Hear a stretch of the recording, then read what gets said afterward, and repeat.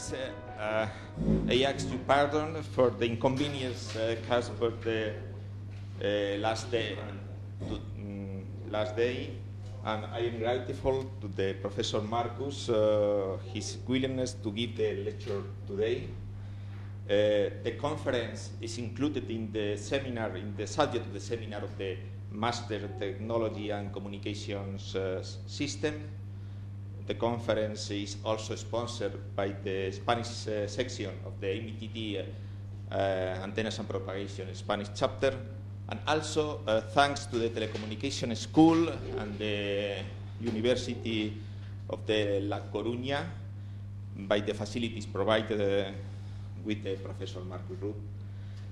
The conference is entitled "The Performance of the 3G and 4G Wireless System," and the Professor Marcus Rupp was born in 1963 in Welking, Germany.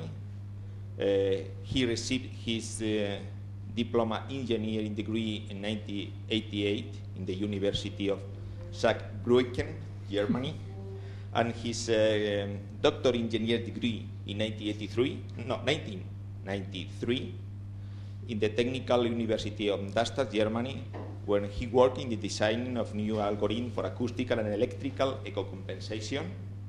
From November 1993 until July 1995, he had a postdoctoral position in the University of Santa Barbara, California, where he worked on the description of the adaptive filters with impact on neural network and active noise controlled.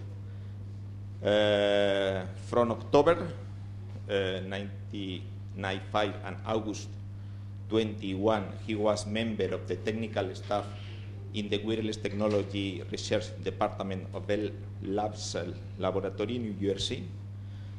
And he has an ample experience in the wireless communication system. He authored and co-authored more than 300 papers, including 50 patents on adaptive filtering, wireless communication, and rapid prototyping, as well as automatic design method. And after beginning, por favor, tenéis que cumplimentar las personas asistentes al seminario. Thank you very much for the nice introduction, and thank you also for inviting me, giving me the opportunity to speak here. There's still people coming in, so there's plenty of spaces here in the front. Oh, okay. Now we should wait.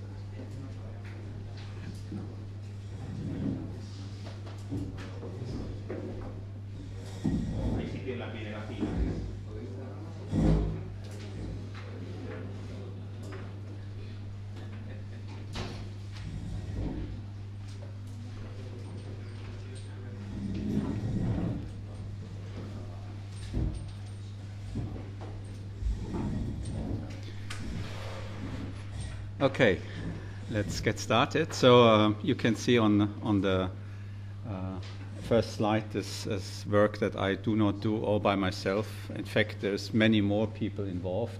I just gave you here the most important names, and at the end you will see some slide how many people are really needed to do all of this. Let me first talk about what the problem is that we are facing here. We want to look into MIMO radio communication system, modern cellular wireless systems, and we want to evaluate how well they are working. The question, though, is how do you approach this? There are several ways. You could start theoretically, or what is mostly commonly done today is by pure simulation, like MATLAB simulation.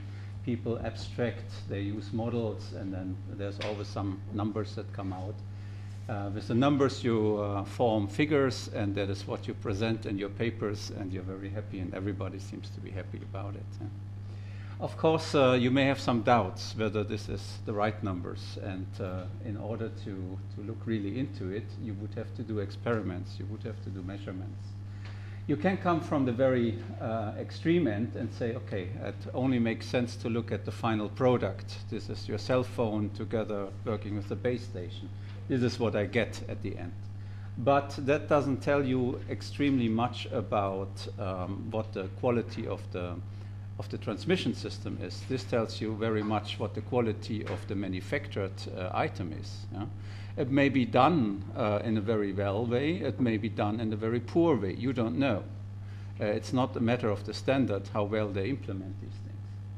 So as a matter of fact, you could do a prototype where you have more flexibility, but then if you build a prototype, usually it takes almost the same time to build the whole product. So you're not getting faster there, you only gain a little bit of flexibility. Therefore, what we decided is we are positioning ourselves here somewhere in the middle. We do test beds. And what test beds are, this is something I'm going to tell you now. By the way, you see these acronyms here, T1 to T5. You will see them on almost all slides, and they refer to papers that are coming at the end. At the end of the slides, there's a list with them. So if you're interested, then you can read more. All the slides that I'm going to present, they are available for download from the publication database in Vienna, and I will send around a link, so maybe through Luis or somebody who has your email list, we can mail it around and you can download it. And also on these references at the end, there's all links included. You just click on them and then you download automatically the paper from the publication database. So it's very convenient for you. Okay, back to the question, what are test beds? So what we have built here is an equipment that is capable of transmitting and receiving, as you can see here. It's basically a PC with some additional equipment. And what you for sure need is some baseband hardware and RF hardware, which connects to antennas. And they may be at the position of a base station, somewhere high up. You will see it on the pictures later on. Or you may emulate somehow here a receiver, a mobile communication receiver, where you have smaller antennas. And typically we have them located at an XY positioning table, because what you want to do is you want to do experiments that can be repeated somehow. If you just measure a point-to-point connection, let's say from here to here, you may get a certain result. But if somebody wants to repeat this experiment, he gets a completely different result. Why is that? Well, even if the distance is exactly the same and the equipment is exactly the same, the environment may not be the same. You have different reflections, different scattering. Yeah?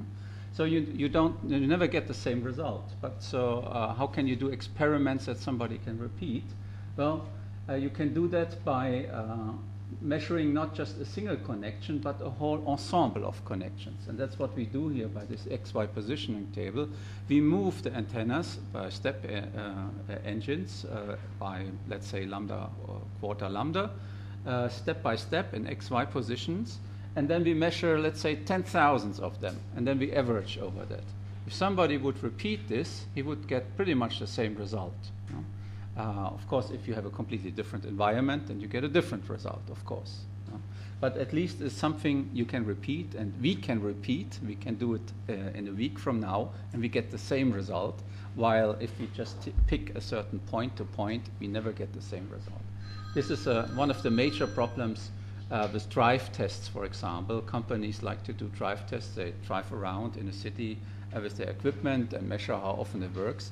But if they would do the same test again just the next day, they get different results, because the car is never driving exactly on the same locations at the same time and not having the same environment. So it's very difficult.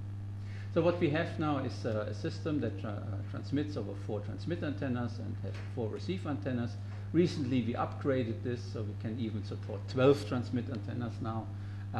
We had a bandwidth of 5 megahertz. The measurements that I show you will be 5 megahertz. Our new system will be capable of 20 megahertz. And we have a center frequency at 2.5 gigahertz, exactly where LTE is right now. Here are a few first images. This is what we have on the roof of our institute. So about 35 meters high, there's a pole, a telescope pole, And at its end, you see this standard Catrine antennas that we are using. They're common antennas that's being used for base stations these days. And then at the other end, you see this XY positioning table where this is a slightly distorted antenna mounted here that is moving there. There's also a phi direction, so we can rotate the system also. And this is pretty much how it looks like, so you can move in X and Y direction. We support an WiMAX MIMO with 2x2 antenna systems. Unfortunately, only an older version, the 2004 version. And there's also a simulator which you can download if you want to experiment with that. Unfortunately, there was not so much interest afterwards in WiMAX anymore, so we didn't have enough power to continue with that. There's, of course, newer versions of WiMAX which are somewhat better. Then we support an MIMO HSDPA transmission. Standardized are 2x2 antennas or 2 transmit antennas, but we also have some ways of supporting 4 antennas here. Also in the dual transmit mode, that means that we have dual streams on one connection, which I will explain later. And then recently we started to move into long-term evolution, which now we are also supporting multi-user and multi-base stations, which means we can even support 3 base stations with 1 receiver and see how interference alignment, for example, works. There's a little movie that I'm going to show you. The developed Vienna MIMO testbed primarily consists of a PC and radio frequency hardware with transmitter capabilities, channel realizations in form of a physical channel or channel emulation, and a PC and radio frequency hardware with receiver capabilities. We use XY positioning tables at the transmit and the receive side to achieve different channel realizations.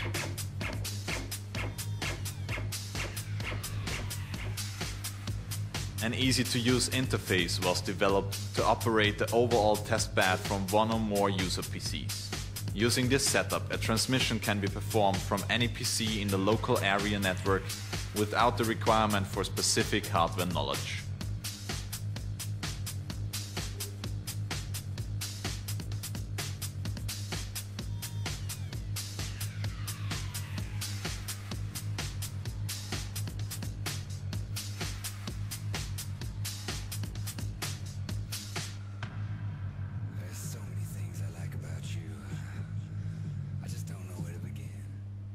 So obviously the students have a lot of fun working with this.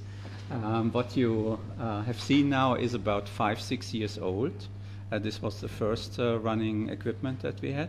And as I mentioned, we extended this. Now this is how it looks today. What you see here is all equipment in one room.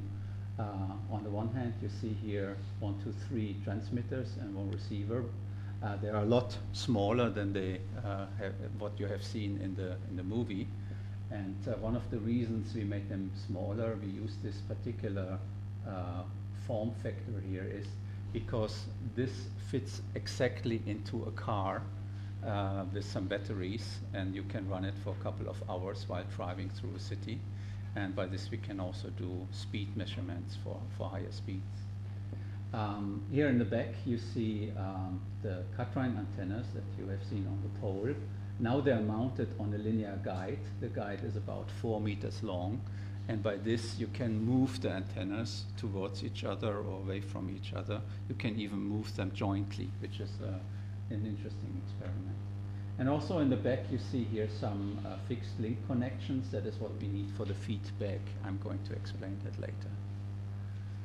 So all this equipment needs to be set up somewhere, and then you can start your experiments. The test bed is based on essentially on MATLAB code that makes it very flexible. So all these equipment that you see here connects to MATLAB. You generate the standard compliant signals with MATLAB. You can also invent your own standard and develop that and send it through over the network, over the test bed. And then at the other end, we capture it, feed it back into MATLAB, and then we do back processing to decode all the material. So the actual transmission is in real time, but the decoding is not in real time. That takes a while. In order to make these measurements more efficient, you have seen with the XY positioning table, you easily have like 10,000 of measurements. So you gain terabytes of data, and which you have to process. In order to do that efficiently, we have a pool of PCs, like 50 PCs that run in parallel, and then it still takes a couple of weeks to get all the number crunching done. Okay, here's another picture. You see the students working very eagerly on making everything working. And the rest of the talk now is about various standards. So I very quickly give you an insight in WiMAX, HSDPA, and LTE, just that you have a flavor of what is important for the measurement. I expect that you have some background of understanding that. And then the major part of the talk is about the measurement results. I have measurement results on HSDPA and WiMAX, and some simulation results from LTE, which are, of course, not the same as measurement, but yeah, there's a question. Marcus, I'm very curious about 2 points. What kind of baseband hardware do you use? Do you develop your own PDAs or rely on some manufacturer? There is, first of all, there is the baseband boards that map the signals into the analog world. That is bought by some companies. I can give you some links to that. But then the RF front end, the analog front end, that is self-built.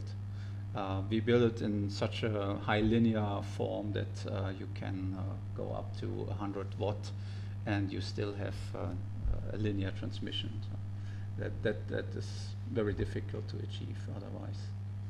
And the other point is, perhaps it's not very, but just to get a flavor, how much does it cost to fill that room? In terms of equipment, I would say $500,000. In terms of personnel, that all the students that need to work on this, it's another $1 million or so, because it takes, well, it took us 8 years to get there. Quite a lot. And I would say if you are interested in, first you need to get there, and then to maintain it, you need to have at least a group of 5 to 6 people that you permanently have available from different disciplines. And once you are done with the measurement campaign, you expect 20,000, 30,000 euros on equipment to replace. A lot of things are damaged afterwards. Kind of expensive. Okay, let's start. WiMAX in the brief, and feel free to interrupt me if you have a question.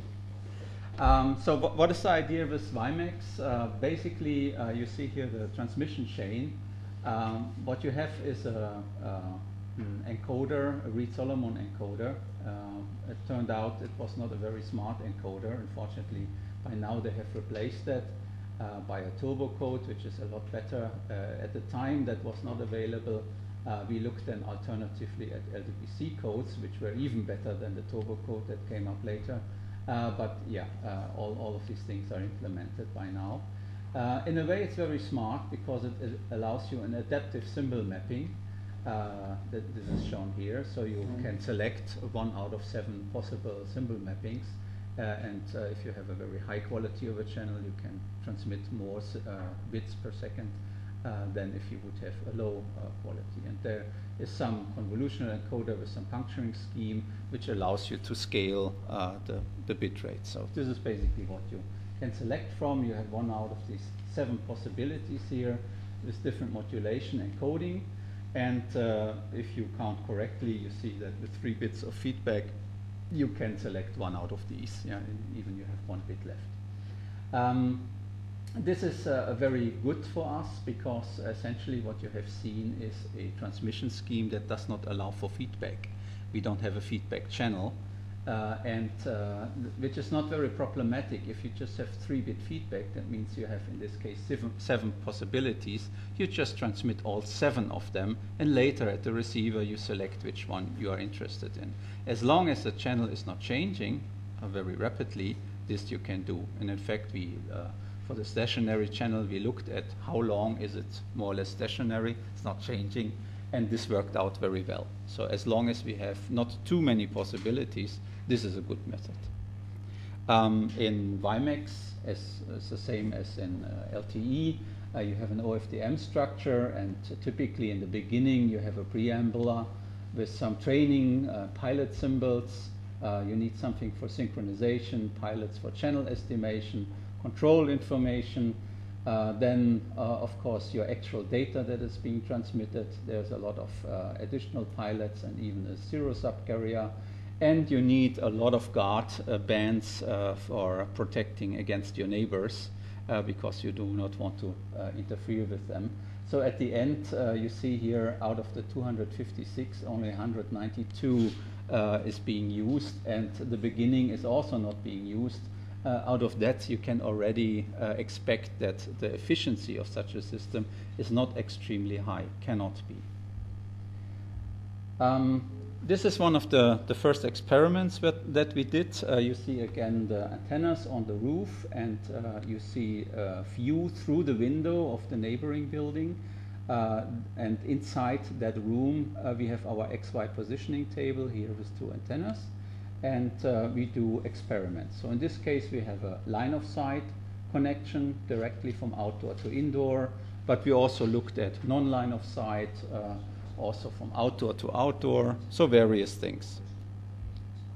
How do we do this automatic measurement? So as you can expect now, we changed the adaptive modulation encoding scheme from 1 to 7. And then there's also in WiMAX, there's an Alamuti scheme that supports 2 antennas. So we do the same on the Alamuti mode, on the SISO, single input, single output, single antenna mode. Then for 2 antennas with the Alamuti mode. And then out of curiosity, we were interested in spatial multiplexing. That means now we have the individual adaptive and modulation encoding schemes, individual for each of the 2 antennas. That makes 7 to the power of 2 equals 49 possibilities. Now for each of those, you select different transmit powers, and in this case we changed them in steps of 2 dB. And then, of course, for each of the positions. So in this case, we had the XY positioning table going through 506 positions. So at the end, you can figure out there's thousands, 10,000s of measurement points that you measure, and you have to evaluate them later on. Essentially, what came out here was that, first of all, the code that's being used, this Reed-Solomon code in WiMAX, is a really poor code, and I will show you a picture in a minute where you see that most of the losses that you would expect, they come from this code. But you can change that by using a turbo or even LDPC codes, and you get tremendously better. But also the channel estimation that is required in order to run the decoder for coherent detection costs something. And what you see here is for the different transmission schemes that we have been using, the loss in performance just because of the channel estimation. This is the best channel estimator that we could build, and this, what we call Genie-driven here, is not feeding the channel information because we don't have it. It's a measurement. Yeah? It's not a simulation, but you can deduce most of it by using all the data as training data that you transmit. So in this case, you have a tremendous amount of training data, and you would expect to get very close to the true value. So what you see here now is that if you just have a least square, a simple least square estimator, compared to the Genie-driven, you can lose up to 3.2 dB. 3 dB, that's quite a lot. So, and if you do a very clever estimator, you still have up to almost 2 dB losses here. So there's a lot that adds on losses. Here you see a simulation. This is for a simple AWGN channel, but we were interested in this Reed-Solomon decoder, and indeed it turned out that even for AWGN channel, you are very far away. This would be the channel bound here, very far away from the channel bound. As soon as we included LDPC codes, we were tremendously better. So it's about 7 dB that you gain just by the right coding, and then it's just the 2 dB here that are missing because of the channel estimation. So in this case, it is relatively simple to say where the losses come from. There's a picture here. There you see the different codes, LDPC code, turbo code, Reed-Solomon code, and this for the different channel estimators. And if you start with the best that you can have, a Gini-driven LDPC code, and say the loss is 0 relatively, then you see you can lose up to 6 dB just because of combinations of poor coders and loss in channel estimation, which is quite a lot. Okay, this was just the first experiment. Let me move on quickly to HSDPA, and then we do really the measurement campaign and the comparison. HSDPA is somewhat similar, but it's not an OFDM system. They started right away with a smart turbo encoding, and they offer a puncturing scheme with rate matching, so that's quite cleverly done. On top, they also offer a pre-coding here. That means now we have additional feedback. We do not only have these CQI, channel quality indicator values, that select your adaptive modulation encoding scheme. Now, additionally, there's also information which is called the pre-coding indicator to select this pre-coding matrix out of a fixed set. Now, you see the number of bits increases depending on the mode. There's a 5-bit feedback for CQI in the single stream mode and a 4-bit feedback for the double stream mode, plus the 2 or 4 bits for the PCI. Now we have not 3 bits, we have a lot more bits. And now it starts to be being difficult to transmit all the combinations, because by the end of the last combination, the channel would have changed. Then it's not the same channel anymore. So we decided to do something different here. And what we did different is that we had to include what we call a mini receiver solution. Mini receiver solution. What it does is it is a small part of the MATLAB code, but not the entire decoder. It's just a small part that figures out what the quality of the channel is. And this information is then fed back via the directional links that you saw on the images to the transmitter to tell him this is where you should be in your transmission. So that takes, of course, a while. That gives us a certain delay. But since we are not decoding entirely, we just want to have a quality indicator. It's relatively fast. Okay, I don't have that picture, but that's okay. What is this quality indicator? It's essentially what we call the post-equalization SINR, so a signal to interference and noise ratio. And you have your signal power, you have your noise, you have your inter-symbol interference, and you have interference from, in this case, from your scrambling and spreading codes. In HSDPA, they are orthogonal, but once they are sent through a channel, they are no longer orthogonal. So they interfere with each other, and this causes also interference power. Now, you have to estimate that, and you plug in your potential solution for a good equalizer with a channel estimator. Then you see how good it is. That is what you expect, what the receiver would receive, and this information you send back. The first thing that we did was a simulation, and in simulation everything looks very nice. You see, first, don't look at the black curves, I'm coming to that, just look at the colorful curves here. So we start with a 1x1, a single antenna scheme, and then move on to 2 antennas up to a 2x2 scheme. And what you see here is what we give in as a signal to interference noise ratio, and what we believe comes out as a post-equalization SINR. And we have two results here. One is a dotted curve and one is the continuous curve. Here you see it, usually the curves are lying on top of each other. And one is the correct one and the other is then what we estimate. So obviously we are doing it right. What is the strange thing with the black curve here? The black curve is for the dual stream mode, and that only makes sense if you have a very high SNR, because then you can transmit on over the same frequency band a second stream that is independent of the first one.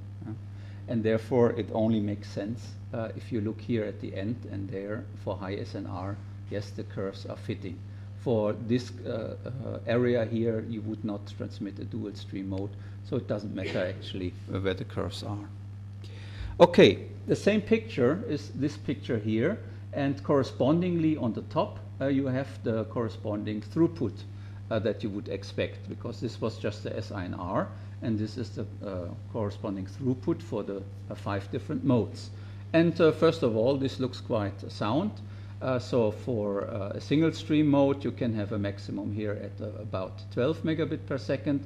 And for the double stream mode, of course, it would double to 23 or something megabit per second. So it looks nice. Then we did measurements, and the measurements are here on the right-hand side. And you see, for the low SNR in this area here, it seems to agree very well, although we did not even fit the channels. We just took the standard pedestrian B channels and expected this to be the right situation for our measurements. But for the high SNR, it looks completely different. We were far off. Here you see our curves are bending away from the dotted lines. And also here in the dual stream mode, we hardly got any improvement. It was very poor. So for a couple of weeks, we were sitting there and debating what we are doing wrong in the measurements. And at the end, we figured out we didn't do anything wrong. The measurement is always telling you the truth. You just need to understand it right. And the error was in the simulation, because in the simulation, you don't add the synchronization channel. Why would you? Everything is perfectly synchronous. You don't make any synchronization error. But the synchronous channels in HSTPA, they are not orthogonal to the codes that you are using. So they are really a big interference, and this interference is showing at the high SNR. It's not going away. And this is the reason that for high SNR, the curves need to bend. So once we included the sync channels in the simulation we had the same picture. And then we were wondering, how can they make it that you have such high data rates for the under HSTPA in a dual stream mode? Well, the only way is you have to include a very smart receiver that does interference cancellation. It needs to take away all the interference by the synchronization channel by reproducing that internally and then subtracting it off. And this is what we did then in the next measurements. And then you see now it works. For the dual stream mode, you actually get very high data rates. But the consequence is the standard is very nice, but you need a very complex receiver in order to get these high data rates. Just having high SNR is not good enough. This is something we were quite surprised about. Okay, let me quickly tell a little bit about LTE, and then we come to the comparisons. So similar to WiMAX, this is also an OFDM system. You have a lot more freedom now on frequency and time. You see the carrier spacing is 15 kilohertz, and usually you combine 12 of them in one so-called resource block. So a receiver will have at least 12 subcarriers or multiples of 12. You have more flexibility than before. Again, you have a channel quality indicator. Now it's 4 bits, or there's another mode with 5. You have similar to before.